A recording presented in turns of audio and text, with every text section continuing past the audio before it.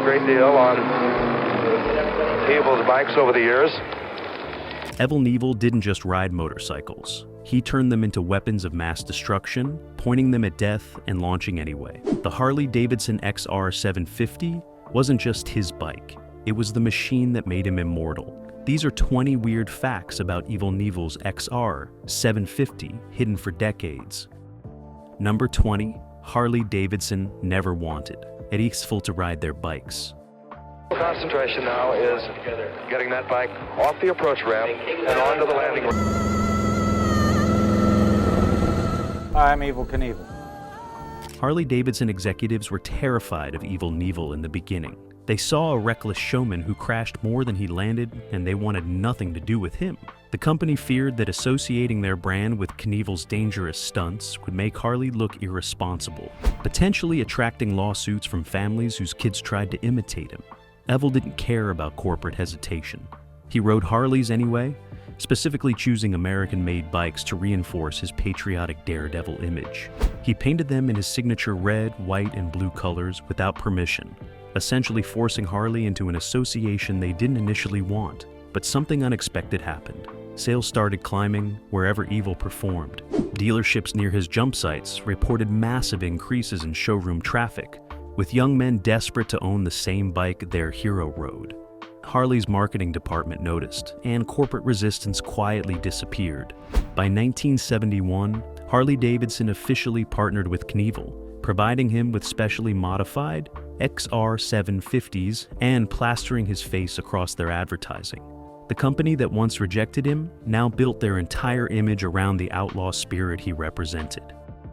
Number 19. The XR-750 was a flat track racer, not a stunt bike.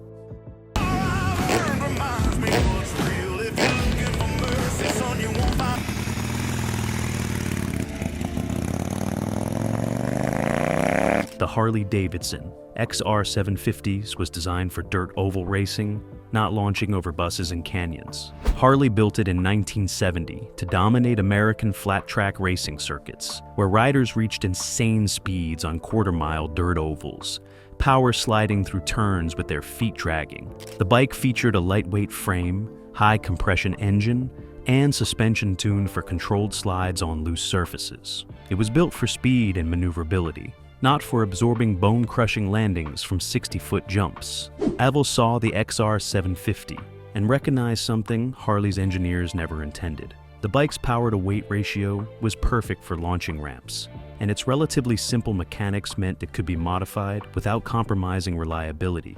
He convinced Harley to let him use XR-750s for stunts, promising that crashes would never be blamed on mechanical failure. Harley reluctantly agreed, providing Evel with bikes that their racing team had already tested to destruction on tracks across America. The decision was genius. The XR-750's racing pedigree gave Evel credibility, making his jumps seem more legitimate than circus tricks. Fans believed they were watching a professional athlete push a championship machine beyond its limits, not a showman on a purpose-built contraption. Number 18. Evel's bikes were heavily modified and barely recognizable.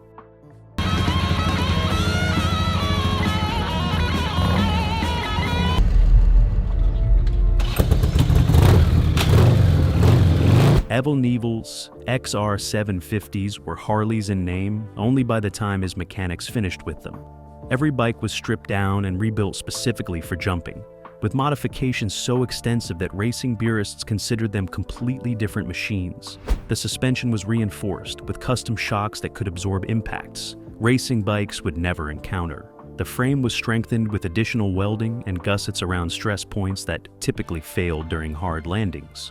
The engine was detuned slightly, sacrificing top speed for more reliable mid-range power that wouldn't blow up under the sustained acceleration needed for ramp launches. Even the fuel system was modified, with larger tanks positioned lower in the frame to improve balance during flight. The wheels were custom-built with thicker spokes and heavier rims that could withstand landing forces without collapsing. Evel's chief mechanic, Roland Pike, spent hundreds of hours on each bike. essentially hand-building machines that shared only basic architecture with production XR-750s.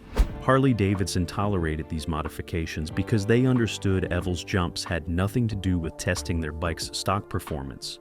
The XR-750 provided the foundation, but Evel's team created entirely new motorcycles designed for one purpose: surviving impacts that would destroy any unmodified bike instantly. Number 17. Evel crashed the XR-750 more than any other bike. Ever had was this one in Barstow, California. I used to squat in the middle of a racetrack and they'd run a motorcycle or a car.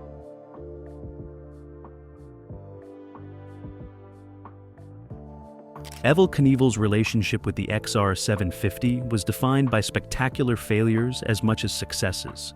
He crashed these bikes more violently and more publicly than any other motorcycle he'd ever ridden, turning the XR-750 into a symbol of both triumph and disaster. The most famous crash happened at Caesar's Palace in 1967, where Evel overshot the landing ramp, went into a violent tumble, and spent weeks in a coma with multiple fractures. That wasn't an XR-750 yet, but most of his later catastrophic crashes were. The Wembley Stadium crash in 1975 left him with a shattered pelvis after clipping the 13th bus. The Kings Island crash that same year broke his hand and ribs when the bike's front wheel collapsed on landing. Each crash was captured on film, broadcast repeatedly on sports shows and news programs, embedding the image of Evel and his red, white, and blue Harley into American consciousness. The crashes didn't hurt Harley's reputation, they enhanced it. Every time Evel walked away from a destroyed XR-750, fans saw the bike as tough enough to protect him through the impossible. The crashes proved the machines could take punishment beyond anything normal riders would encounter, making them seem indestructible even when they literally fell apart. Number 16. The paint job. Cost more than most people's cars.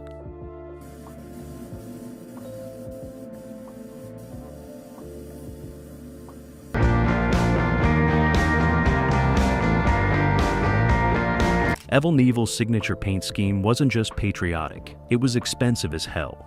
Each XR-750 was hand-painted with metallic red, white, and blue designs that cost thousands of dollars per bike, more than many Americans paid for entire used cars in the 1970s. The paint had to be durable enough to withstand heat, vibration, and occasional tumbling across asphalt at 60 miles per hour, requiring special automotive-grade materials and multiple coating layers. Evel insisted on perfection, rejecting paint jobs that weren't absolutely flawless and forcing painters to start over if they noticed any imperfection.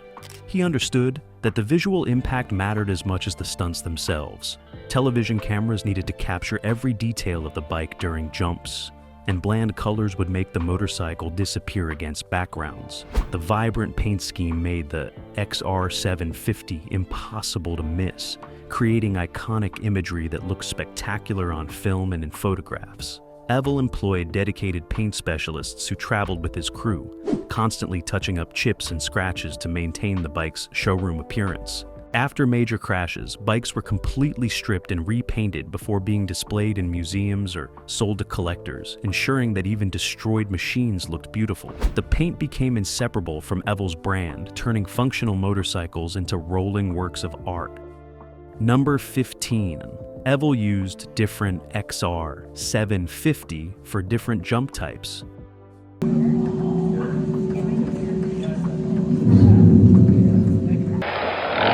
It's really difficult to say for sure whether Evel will go. Evel Knievel didn't ride one XR-750. He maintained a fleet of them, each optimized for specific types of jumps. He had bikes tuned for distance, bikes set up for height, and bikes configured for landing on different surfaces. The modifications were subtle but crucial. Distance bikes featured longer wheelbases for stability during extended flight, while height-focused bikes had shorter frames that rotated more easily in the air. Bikes used for landing on dirt had softer suspension, while those landing on asphalt needed stiffer setups to prevent bottoming out. Evel's crew knew exactly which bike to prepare based on the jump specifications, and using the wrong configuration could mean the difference between success and catastrophic injury.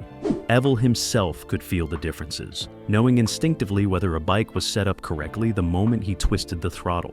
This fleet approach required enormous resources. Each bike needed constant maintenance, spare parts, and dedicated transportation.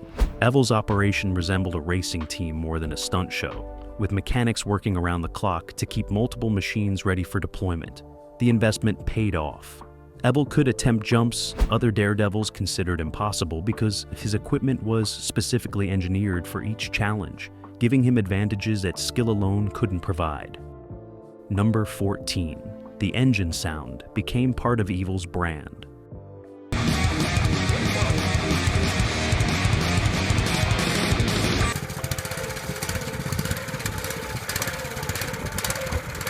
The distinctive sound of Evel Knievel's XR-750 was as important to his performances as the jumps themselves. Harley's V-twin engine produced a deep, irregular rumble that fans could recognize instantly, a sound completely different from the high-pitched scream of Japanese racing bikes. Evel understood the psychological power of that sound.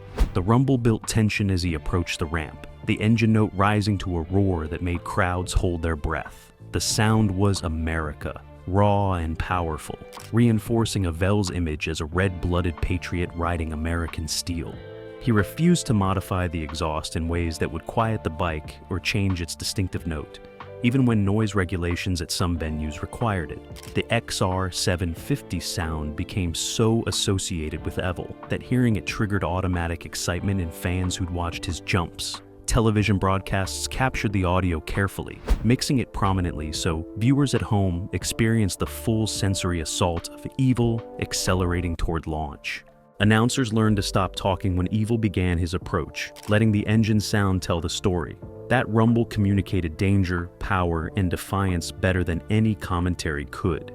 Years after Evel retired, the sound of an XR-750 still evoked his memory for anyone who'd witnessed his performances. Number 13. Evel's mechanics were more important than Evel admitted.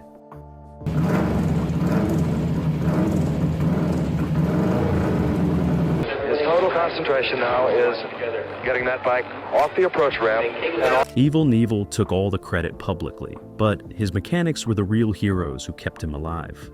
Chief Mechanic Roland Pike and his team worked miracles, keeping heavily modified XR-750s functional under conditions that would destroy stock bikes instantly. They rebuilt engines between jumps, replaced suspension components after every hard landing, and constantly reinforced frames showing stress fractures. The mechanics worked overnight before major jumps, testing and retesting every system to eliminate any possibility of mechanical failure. Evel was superstitious about mechanics touching his bikes after a final preparation, believing that unnecessary adjustments before jumps invited bad luck. So Pike's team had to get everything perfect hours before showtime. Their work was invisible to audiences who believed Evel's success came purely from courage and skill. But insiders knew better. The mechanics could predict which components would fail based on jump distance and landing angle, preemptively replacing parts before they broke. This preventive approach saved Evel's life repeatedly, preventing catastrophic failures mid-flight that would have killed him instantly.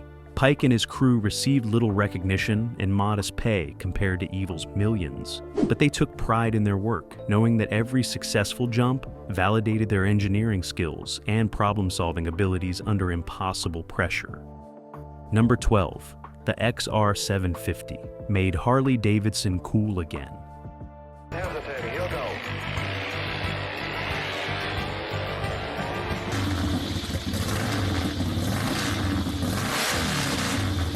Before Evel Knievel, Harley-Davidson was losing an entire generation. Young riders in the late 1960s were buying Japanese bikes, attracted to Hondas, Kawasaki's, and Yamaha's reliability, performance, and modern engineering. Harley represented their parents' generation, heavy, outdated motorcycles for middle-aged men reliving past glory. The company was hemorrhaging market share and desperately needed to change its image. Evel Knievel saved them without intending to.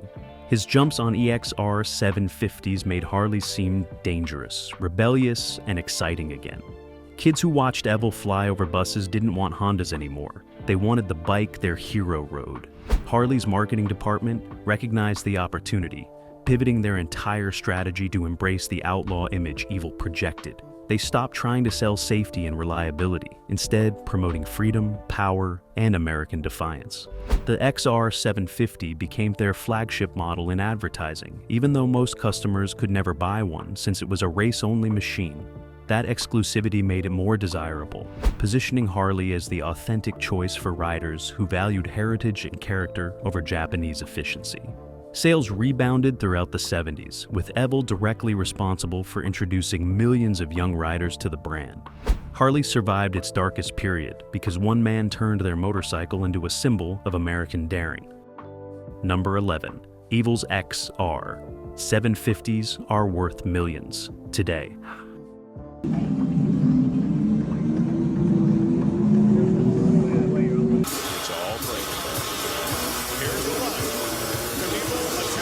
Original Evel Knievel, XR-750s are among the most valuable motorcycles in existence, with authenticated bikes selling for millions at auction. In 2020, one of Evel's jump bikes sold for over $400,000, and experts believe certain bikes from his most famous jumps could fetch several million if they ever came to market. The value comes from rarity and cultural significance. Evel destroyed many XR-750s in crashes, and others were modified so extensively for different jumps that their original configurations no longer exist. Surviving bikes in original condition are extraordinarily rare, making them more valuable than many vintage Ferraris or championship-winning race cars. Collectors prize them not just as motorcycles, but as pieces of American cultural history, physical artifacts from the moment when one man captivated an entire nation. Authentication is crucial and complicated. Many fake Evel bikes circulate among collectors, with unscrupulous sellers slapping red, white, and blue paint on random XR-750s and claiming Evel rode them. Legitimate authentication requires documentation, photographs matching specific paint damage and modifications, and sometimes metallurgical analysis of frame repairs that can be matched to known crashes. Museums compete with private collectors for authenticated bikes, recognizing that XR-750s ridden by Evel represent American daredevil culture as significantly as any artifact from that era. The prices will only increase as collectors realize how few genuine examples remain. Number 10. The Snake River Canyon. Jump endast das a rocket, not the XR-750s. At 3:36 p.m. The next morning when I woke up, the blue sky in Montana. By all stints, Evel Knievel's most famous attempt wasn't on his beloved XR-750 at all. It was on a steam-powered rocket called the Sky Cycle. In 1974, Evel announced he would jump the Snake River Canyon in Idaho, a chasm over 1,600 feet wide and nearly 600 feet deep. No motorcycle could generate enough speed or power to clear that distance, so Evel commissioned a rocket designed by Robert Truax, a former NASA engineer. The Sky Cycle X2 looked nothing like a motorcycle, more resembling a missile with handlebars. Harley-Davidson executives were reportedly relieved. They'd supported Evel's increasingly dangerous jumps, but the Snake River attempt was borderline suicidal, and they didn't want their brand associated with his potential death on live television. The jump failed spectacularly when the parachute deployed prematurely during launch, causing the Sky Cycle to drift into the canyon rather than clearing it. Evel survived but faced criticism that he'd abandoned his principles by using a rocket instead of a real motorcycle. He defended the decision, arguing that he'd pushed motorcycles as far as physics allowed and needed different technology for the ultimate challenge. Still, fans felt betrayed. They'd idolized Evel for riding motorcycles, not rockets. The Snake River attempt damaged his credibility with purists who believed he'd sold out spectacle over authenticity. Evel eventually returned to XR-750 jumps, recognizing that his legend was built on Harley-Davidson, not experimental aircraft. Number 9. Evel broke every major bone in his body on XR-750s.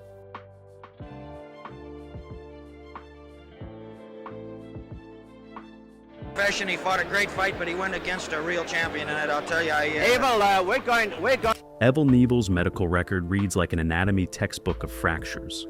Over his career, he broke his pelvis, both femurs, his right arm, both wrists, his collarbone, ribs too many times to count.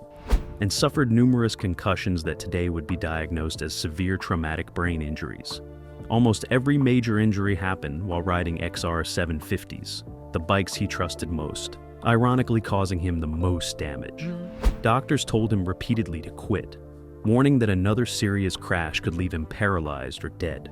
Evel ignored them, returning to jumping weeks after injuries that should have required months of recovery.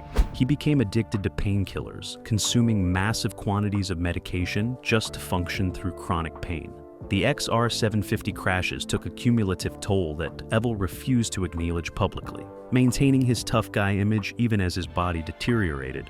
He walked with a cane by his 40s, his gait permanently altered by improperly healed fractures and damaged joints. Former associates reported that Evel's pain was constant and excruciating, particularly in cold weather when old brakes ached mercilessly. He never blamed the XR-750 for his injuries, insisting that crashes were his fault for miscalculating approaches or landing angles. That loyalty was remarkable considering the bikes had nearly cooled him dozens of times. Evel understood that blaming equipment would undermine his image as a master of his craft, who controlled every variable except bad luck. Number 8. The XR-750 influenced an entire generation of custom builders. Look here, guys. That is sweet dude, Evel Knievel. Evel Knievel's XR-750 inspired custom motorcycle builders for decades after his retirement. His bikes proved that Harleys could be modified extensively while maintaining reliability, opening possibilities that conservative riders had never considered. Custom shops began offering Evel-style paint jobs, suspension modifications, and performance upgrades based on specifications Roland Pike's team had developed. The influence extended beyond simple cosmetics. Builders recognized that the XR-750 platform was incredibly versatile, capable of being configured for completely different purposes through intelligent engineering. Chopper builders adopted lightweight XR-750 components to reduce weight without sacrificing strength. Flat track racers studied Evel's suspension setups to improve landing stability. Street riders wanted XR-750 engines for the combination of power and distinctive sound that made Evel's bikes so recognizable. Harley-Davidson capitalized on this interest by releasing limited edition XR-750-inspired models for the street, though these production bikes were tame compared to Evel's purpose-built machines. The custom building community kept Evel's legacy alive by continuously reinterpreting his approach to motorcycle modification.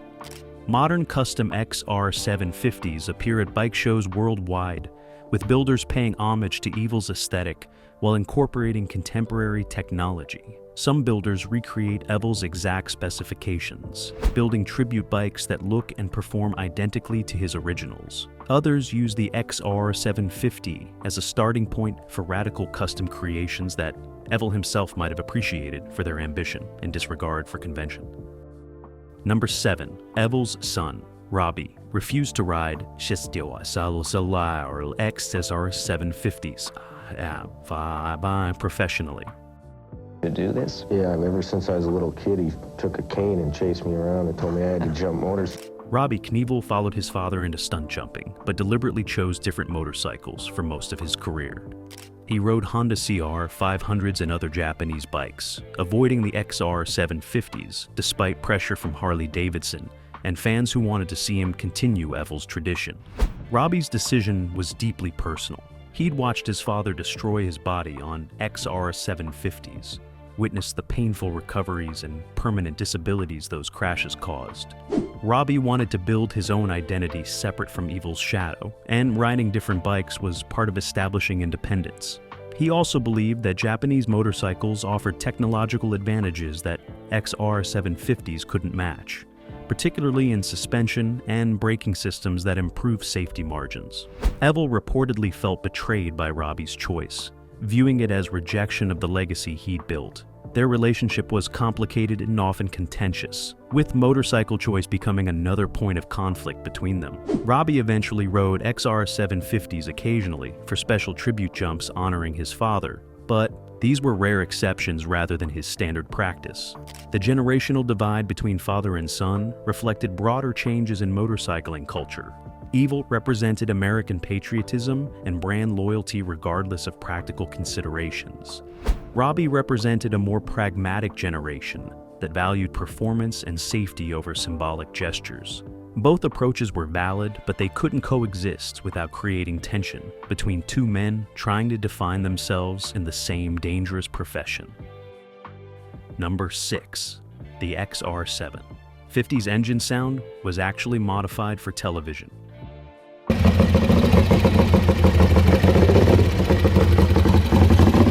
The distinctive rumble fans associate with Evel Knievel's XR-750s wasn't entirely natural.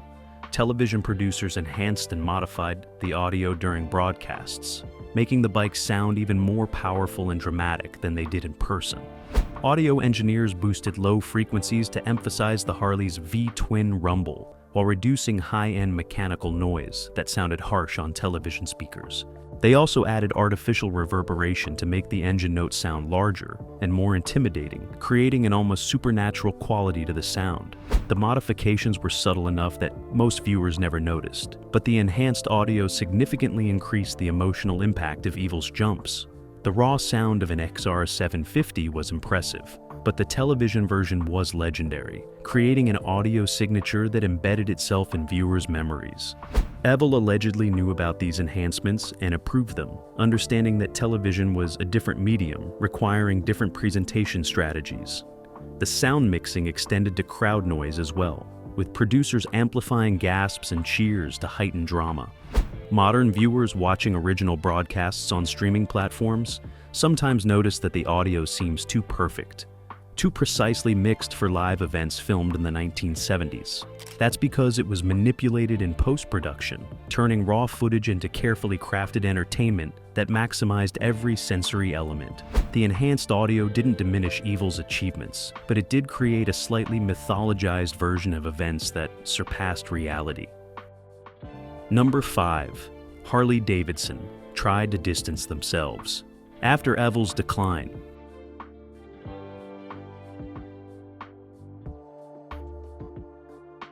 I've spent more money on motorcycles, equipment, diamonds. As Evel Knievel's career declined in the late 1970s, Harley-Davidson quietly began distancing themselves from their former hero. Evel's increasingly erratic behavior, failed jumps, and public controversies made him a liability rather than an asset. He was arrested multiple times, struggled with alcohol and prescription drug addiction, and made inflammatory public statements that embarrassed corporate sponsors. Harley's marketing department stopped featuring him prominently in advertising, gradually phasing out references to their partnership, while never officially announcing its end. The company wanted to retain the outlaw image Evel had helped create without being associated with his personal problems. They shifted focus to other riders and racing programs, letting Evel fade from their official narrative. Evel felt abandoned, publicly criticizing Harley for using him during his peak, then discarding him when he needed support. The accusation had merit. Harley had profited enormously from Evel's stunts, building an entire brand identity around the danger and rebellion he represented. When that became inconvenient, they walked away without acknowledging how much they owed him. The split wasn't clean or friendly. Evel occasionally rode other brands out of spite, appearing at events on Japanese motorcycles just to irritate Harley executives. The company pretended not to notice, maintaining public silence while privately ensuring that their current sponsored riders understood that loyalty was expected and rewarded. The relationship deteriorated completely, ending the partnership that had defined both Evel's career and Harley's resurrection during the 1970s. Number 4. Original XR. A 750, parts are impossible to find. Seeing out racing right now, and that is because this one, according to get rid of these old bearings.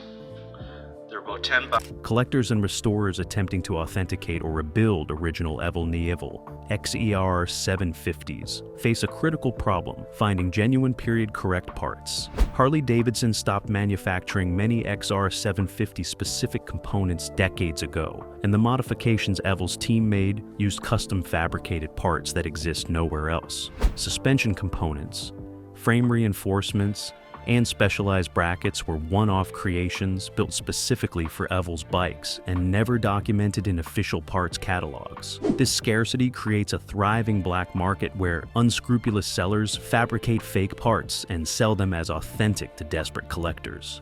Determining authenticity requires expert knowledge that few people possess, making fraud easy and common. Legitimate parts command astronomical prices when they surface.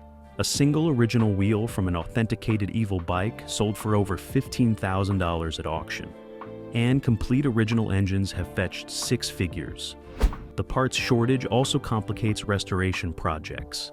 Museums and collectors with genuine Evel bikes struggle to maintain them properly, forced to choose between using reproduction parts that compromise authenticity or leaving bikes in deteriorating condition. Some restorers have begun 3D scanning surviving original components to create precise reproductions. But purists argue these copies lack the historical significance of parts that actually survived Evel's jumps. The parts problem will only worsen as remaining original components degrade or disappear into private collections. Within decades, accurate XR-750 restoration may become impossible, leaving future generations with only photographs and videos to understand what these machines actually were. Number 3. The XR-750 inspired. A fatal copycat culture.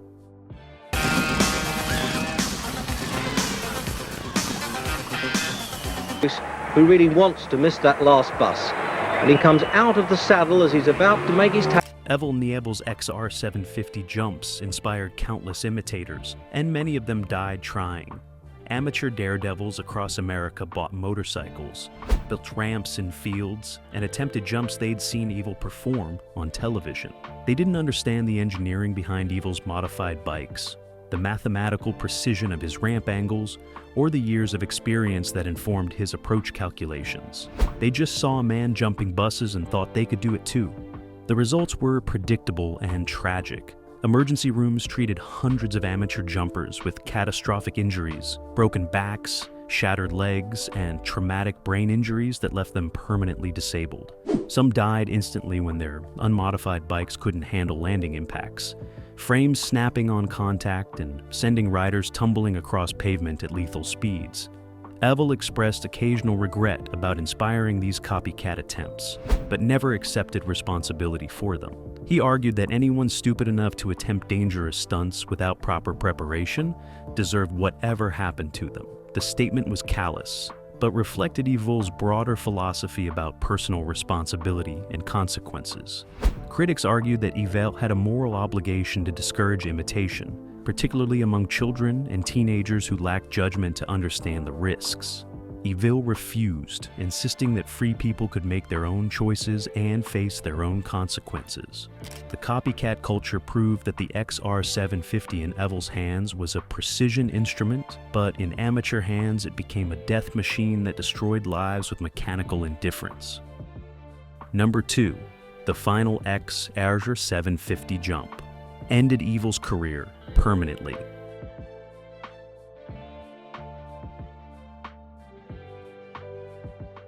Evel Knievel's last significant jump on an XR-750 happened in 1977 at Kings Island Amusement Park in Ohio.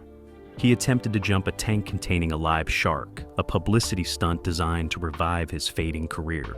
The jump went badly from the start. Evel's approach was too slow, causing the bike to nosedive on landing rather than touching down smoothly. The front wheel collapsed on impact, sending Evel over the handlebars and into a violent tumble. He suffered multiple fractures and a concussion that left him disoriented for days. But the physical injuries weren't the real damage. The crash shattered Evel's confidence, making him realize that his reflexes had slowed and his body couldn't absorb punishment like it once could. He attempted a few more minor jumps over the next year, but his heart wasn't in it anymore. The magic was gone, replaced by fear and painful awareness of mortality. Evel officially retired in 1980, admitting that continuing to jump would likely call him. The XR-750 that carried him through his greatest triumphs had also delivered his final defeat, forcing him to confront limitations he'd spent decades denying. That final bike was never restored or displayed. Evel reportedly had it destroyed, unwilling to preserve the machine that ended his career. The decision was symbolic, erasing physical evidence of his decline and ensuring his legend remained associated with success rather than failure, and the inevitable deterioration that comes for everyone eventually. Number 1. Evel reconciled with Harley-Davidson before he died.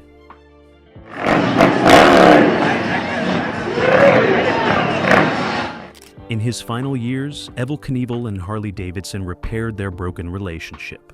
Both sides recognized that their partnership had been mutually beneficial, and that personal conflicts shouldn't erase shared history. Harley reached out first, inviting Evel to anniversary celebrations and vintage motorcycle shows, where fans could meet their hero one more time. Evel accepted, grateful for recognition after years of feeling discarded and forgotten. The reconciliation allowed Harley to reclaim Evel's legacy in their marketing, featuring vintage footage of XR-750 jumps in advertisements celebrating American daring and rebellion. Evel received financial compensation and public acknowledgement that he'd been crucial to Harley's survival during their darkest period. More importantly, he received validation that his contributions mattered and would be remembered. Evel attended his final Harley event in 2007, months before his death from pulmonary disease.